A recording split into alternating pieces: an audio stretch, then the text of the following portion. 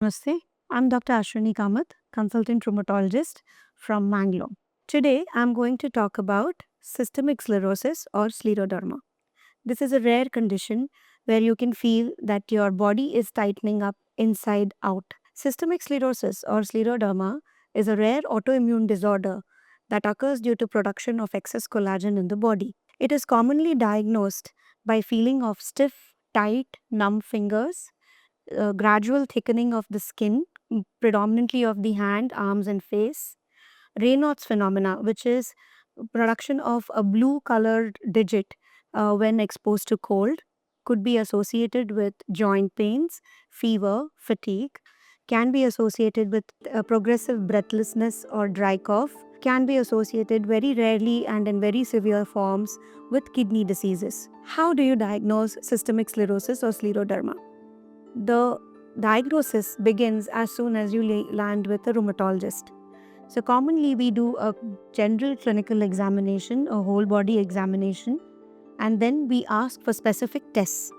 Tests may include CBC, renal function tests, and lung function tests, but more specific tests like ANA, anti-SCL70, anti-centromere bodies are also asked for.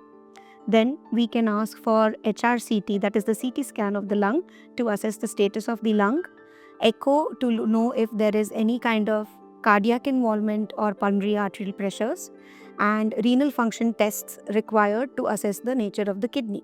What are the treatment options for this disease? Scleroderma cannot be cured, but it can be definitely treated.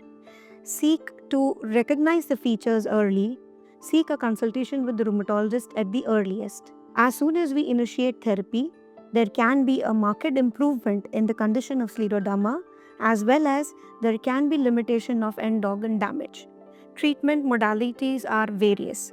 So commonly we use multiple immunosuppressants such as mycophenolate, etc., to limit the end organ damage and to reduce the immune burden of the disease on the body.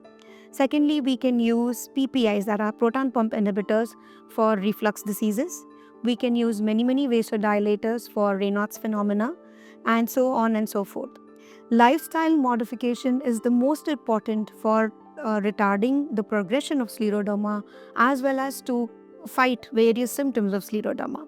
Although the treatment can be protracted, we request each and everyone to seek treatment at the earliest possible. Regularly follow up and go through the medications at the onset of the symptoms at the earliest possible. Seek the rheumatologist nearest to you and get scleroderma treated. Thank you, one and all.